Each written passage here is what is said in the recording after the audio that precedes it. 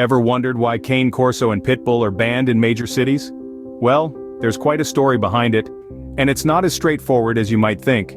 These two dog breeds, Cane Corso and Pitbull, are known for their strength, loyalty, and protective nature.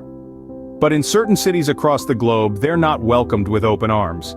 We're talking about places like Miami, Washington, and even as far north as Toronto in Canada.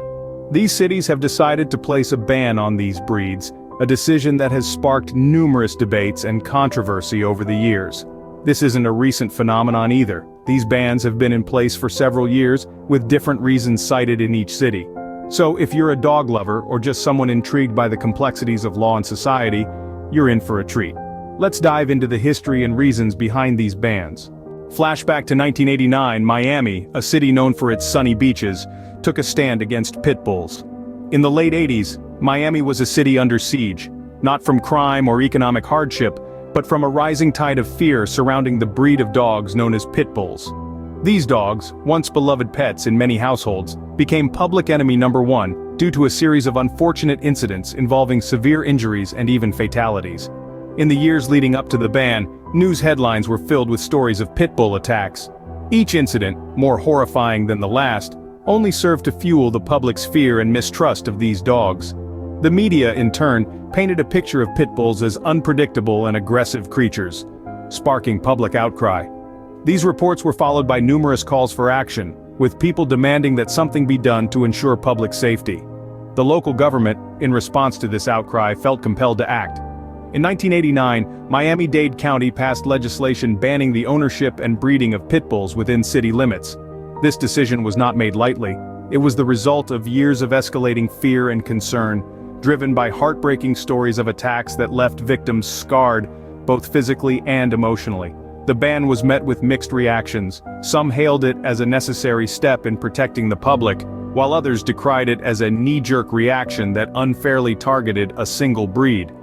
Despite the controversy, the legislation remained in place, making it illegal to own, breed, or sell pit bulls in Miami.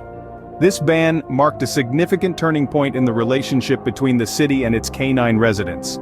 It represented a shift in how we perceive and manage the risks associated with specific dog breeds.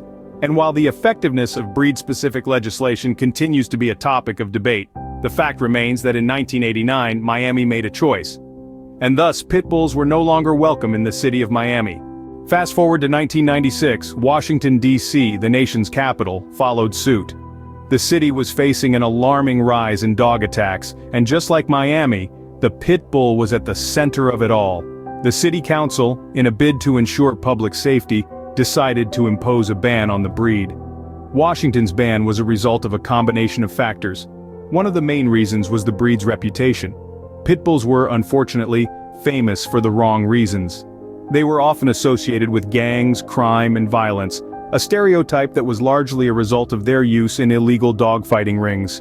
This negative perception, coupled with the breed's physical strength and tenacity, made them a cause of concern for the city's residents. Another reason was the number of dog bite incidents involving pit bulls. The breed was responsible for a significant percentage of reported dog attacks in the city, which led to a heightened fear and sense of urgency to address the issue. The council felt that a ban would be the most effective way to reduce these incidents and protect the public. But how did this compare to the ban in Miami? Well, the similarities are quite striking. Both cities imposed the ban due to high numbers of dog attacks and the breed's negative reputation. However, there were also differences. In Miami, for instance, the ban was prompted by a specific tragic incident involving a pit bull attack on a child. In Washington, the ban was more of a response to a general trend of increasing dog attacks. The year of the ban also differed.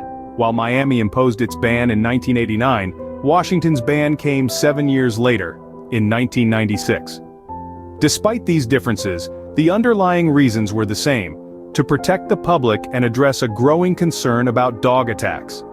With this ban, Washington, D.C. joined Miami in the list of cities where pit bulls were banned. The decision was not without controversy, but it was a decision made in the interest of public safety and remains in effect to this day. In 2005, Toronto, one of Canada's largest cities, decided to ban not only pit bulls but also Cane Corsos. The decision to impose this ban didn't come out of the blue. It was a response to a series of unfortunate incidents that had occurred over the years. One of the most prominent cases that stirred public sentiment was a tragic attack by a pit bull on a man in the summer of 2004. The man sustained severe injuries, and the incident sparked a public outcry for stringent regulations on owning these breeds. In the wake of such incidents, the city council felt compelled to take action. They were convinced that the best way to prevent future attacks was to prohibit the breeding, sale, and ownership of these breeds altogether. Their decision was influenced by the perception that these dogs were inherently dangerous and unpredictable. In the same year, the city council passed the Dog Owners Liability Act, which made it illegal to breed, import, or abandon pit bulls and cane corsos in Toronto. The law also required owners of these breeds to neuter their dogs, keep them muzzled and leashed in public, and obtain liability insurance. The ban was met with mixed reactions. Some residents applauded the move, believing it was a necessary step to ensure public safety. Others, however, felt that the ban was a knee-jerk reaction that unfairly stigmatized these breeds. They argued that any dog, regardless of breed, could become aggressive if not properly trained or socialized. Despite the controversy, the ban remained in place. Today, more than a decade later, pit bulls and cane corsos continue to be banned in Toronto. The city's decision has had a significant impact on the national conversation about breed-specific legislation and the responsibilities of dog ownership. And so, Toronto became the first city to ban both pit bulls and cane corsos. Thus, we see a trend of bans against these two breeds in major cities. To recap, we've journeyed through Miami, Washington, and Toronto, each city having unique reasons for implementing bans on the Cane Corso and Pitbull breeds. Miami led the pack, imposing the ban in the late 80s due to high-profile incidents of attacks. Washington followed suit in the early 90s, citing public safety concerns. The most recent, Toronto, joined the bandwagon in 2005, primarily due to an increase in dog-related injuries. These bans have sparked an ongoing debate, pitting public safety against animal rights. Some argue that the bans are necessary to protect the public, while others believe that responsible pet ownership and education offer a better solution. While the debate continues, one thing's for sure.